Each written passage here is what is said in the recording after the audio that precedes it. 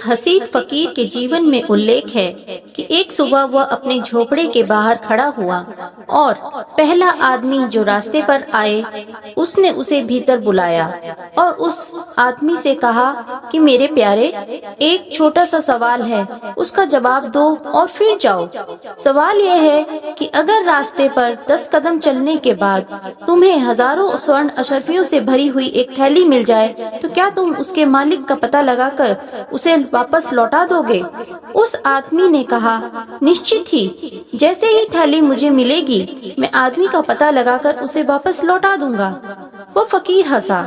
उसके शिष्य जो पास बैठे हुए थे उनसे उसने कहा कि यह आदमी मूर्ख है। वो आदमी बड़ा बेचैन हुआ क्योंकि उसने तो सीधी बात कही थी। अब तक उस आदमी ने भी इस फकीर को फकीर की तरह समझा था और ज्ञानी साधु मानता था, और यह आदमी तो बड़ा गलत निकला। मैं कह रहा हूँ कि थैली वापस लौटा दूंगा। यही तो सभी धर्मों का सार है कि दूसरे की चीज मत छीनना।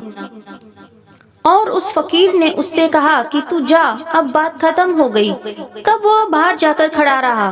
फिर जब दूसरा व्यक्ति निकला तो उसको भीतर ले गया और कहा, एक सवाल है, अगर हजारों स्वर्ण अशर्फियों से भरी हुई थैली 10 कदम चलने के बाद तुम्हें राह पर पड़ी हुई मिल जाए तो क्या तुम उसके मालिक को खोजकर उसे लौटा दोगे?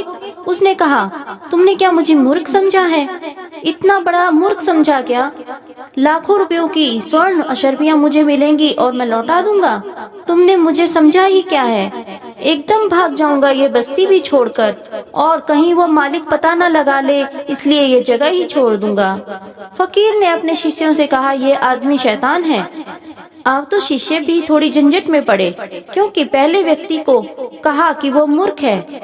अगर पहला व्यक्ति मूर्ख है तो यह आदमी ज्ञानी है, गणित तो साफ है, और अगर यह आदमी शैतान है तो पहला आदमी संत है, गणित फिर भी साफ है।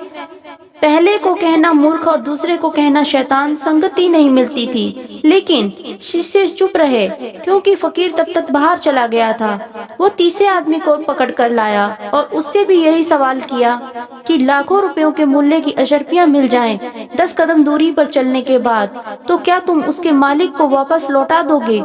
उस आदमी ने कहा, कहना मुश्किल है, मन का भरोसा क्या, क्षण का भी पक्का नहीं है। अगर परमात्मा की कृपा रही तो लौटा दूंगा, लेकिन मन बड़ा शैतान है और बड़ा उत्तेजनाएं देगा। मन की मत लौटाओ।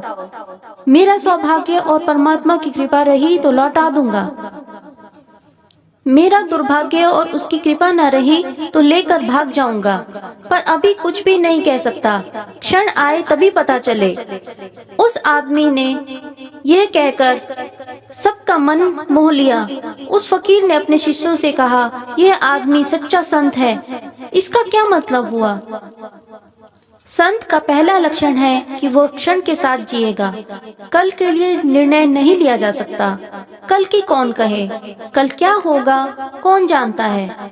कल हम होंगे भी या नहीं ये भी कोई नहीं जानता है। और कल की परिस्थिति का निर्णय आज कैसे लिया जा सकता है?